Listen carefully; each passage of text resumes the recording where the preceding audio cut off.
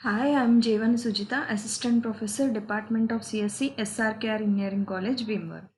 In today's lecture, I'm going to discuss about tree traversals in binary search tree, how to find the height of a binary search tree, and how to count the number of nodes present in a given binary search tree, what is a skewed binary tree, and what are the advantages and disadvantages of a binary search tree. Objectives: to understand the different ways of traversing a tree, to implement the features of a binary search tree such as finding the height of a tree, counting the number of nodes in a tree, and to learn the advantages and disadvantages of a binary search tree. Tree traversal in a binary search tree. Tree traversal means visiting every node in a tree. Unlike arrays, stacks, queues, and linked list, it has only one way to read the data. But in trees, it is a hierarchical data structure which can be traversed in different ways. Different types of tree traversals are in-order traversal, pre-order traversal, post-order traversal. While coming to in-order traversal, the following steps are to be followed for in-order traversal. Here, first we traverse towards the left subtree.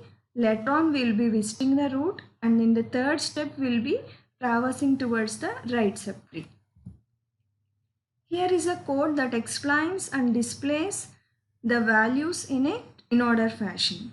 For example, if you look at this picture, so initially we have to traverse towards left subtree. That means we have to traverse towards this left subtree. So if you consider this left subtree, again 15 becomes as a root here. So again in this subtree we are considering the left subtree, that is this one, 10, 4 and 12. This is the left subtree of 15. Again if you consider this subtree, the 10 will becoming as a root value. So if you consider root value, again this subtree you have to again visit, you must visit left subtree. So 4. So the first value is 4, left subtree, next is root, that is 10, and next is 12.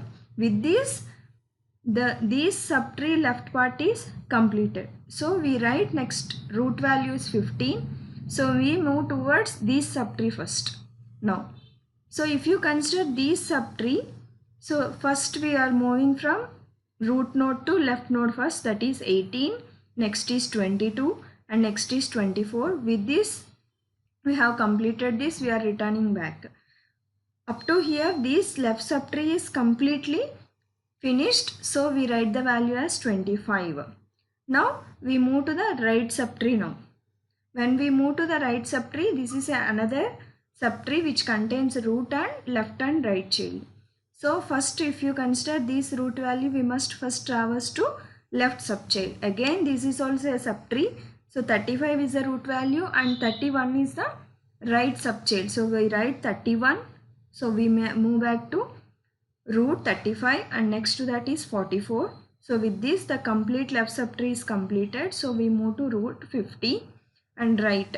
If you consider this subtree, first of all you have to go to the left subtree, 66, 70, 90. So now all the values are completed. So while coming to the code, first of all you have to check whether the root value is present or not. So we have written void in order node of start temp, where start temp is nothing but the root value here. When the root value is not null, there exists some tree in order of temp arrow of left child. That means first of all you have to move to the left child. First in order we will be traversing first to the left child, root and right child. So we have to return in order of temp arrow of left child. After completing this, you have to move to the root and you have to you have to follow in order of temp of right child. Pre-order. In pre-order, we first visit the root node and next we traverse towards the left subchild and next we have to traverse to the right subchild. So look at this example. First we first we have to visit the root node. So at first we have written the 25.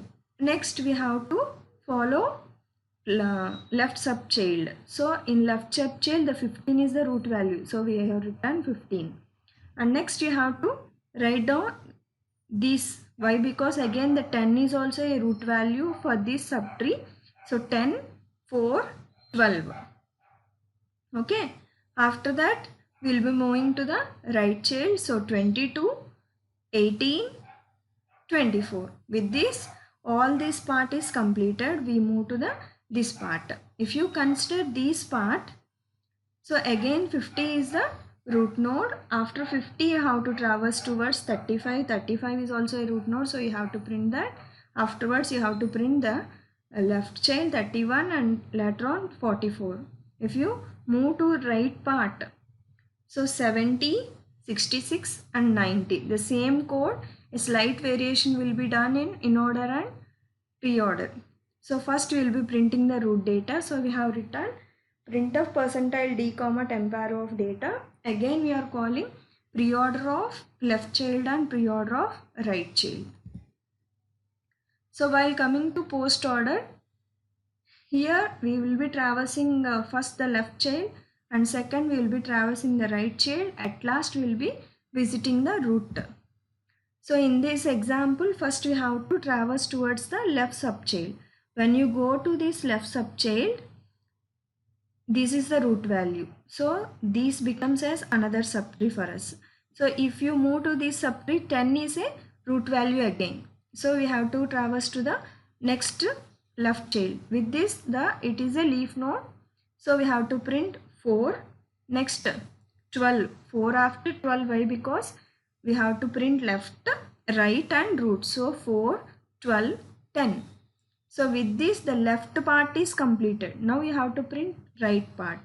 If you consider the right part subtree, you have to print 18, 24 and next 22. So with this the left right part is completed. You will be writing 15 now. So with this the complete left subtree is completed. Now move to right subtree. If you come to right subtree, again it is a subtree. So you have to move to either left. So when you move to left, so again 35 is a root node. So we move to left. That is 31 is a leaf node. So print 31, 44, 35. So next is you have to print 66, 90, 70, at last 50 and at last the main root node 25. So here we are first calling, you have to visit the left child. So we have written post order of temp arrow of left child, post order of temp arrow of right child. At last you will be printing the temp arrow of data. These are all recursive calls. So how you find the height of a tree? So height of a tree is nothing but number of nodes on that path from root to the deepest leaf. For example, if you consider this node, so if you want to find these nodes height of this node, from this example, if you want to find the height of the root node, so 1, 2, 3, 4, 5. The number of nodes present in this path is 5. So the height of this tree is 5. Also, you can write in a formula that find the height of the left subchild and find the height of right subchild plus 1. In this example, for example, if you find the height of this left subtree is 2, 1 and 2. For example, if you find the height of the right subchild is 1, 2, 3, 4. And at last find the max of left subchild comma right subchild. Max of 2 comma 4. So it returns a value 4 plus 1, which returns the height of the existing binary tree as 5. So next is how you count the number of nodes in a given binary search tree. For example, find the number of nodes in the total number of nodes in the right subchild and find the total number of nodes in the right subchild plus 1, that is nothing but a root node. So we have written root arrow left is not equals to null till we get all the left elements in the left subtree. We will be counting, we are incrementing the value of n.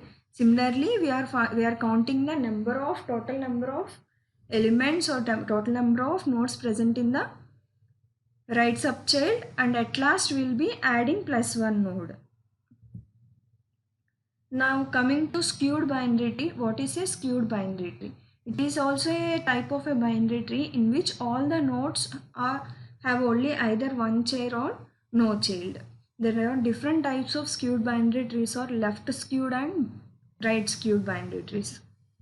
Left skewed. Here, if you look at this example, the complete tree is constructed on the left subchild only. This comes under left sub. This is called as left skewed binary tree. That means in which all the nodes are having only left childs or no childs at all. While coming to right skewed tree, the tree will be growing only in the right direction, in which all the nodes are having a right child or no child at all. That is known as a right skewed binary tree. What are the advantages of a binary search tree? Here, insertion, deletion can be done very effectively. It can be implemented simple. Its implementation is simple. Nodes in tree are dynamic. Here it does not contain any duplicate keys. While coming to disadvantages, here the shape of the tree depends upon the order of insertion and it can be degenerated. Why? Because you have seen a left skewed and right skewed trees. Depending upon the values we are inserting, the tree either may grow longer in right side or left side. That may be one of the disadvantage. And while inserting an element or while searching an element, particularly how to check each and every element in the key. If you want to insert an element, you have to check each and every element in the existing tree and you have to find the appropriate location. If your tree is large, it may take somewhat complex. It may take some longer time. That is one of the disadvantage. So I am concluding. We have discussed about tree traversals: in order, pre-order, post-order. In order, we will be traversing first left side, root and towards, and the third step is towards right subtree. In pre-order, first we visit root and next we traverse towards left subtree, next we traverse towards right subtree, and next to that is post-order traversal. Here first we visit the left subtree, next is we visit the right subtree, and at last root. And next topic is height of a binary search tree is nothing but the number of nodes in the path from root to the deepest leaf node. And counting the number of nodes is nothing but the number of nodes in the left subtree and number of nodes in the right subtree plus 1. That the plus 1 indicates it is a root node. Left skewed, in which all the nodes are in left subtree. In right skewed tree, it will be containing all the nodes in the right subtree. While coming to advantages, insertion and deletion can be done effectively.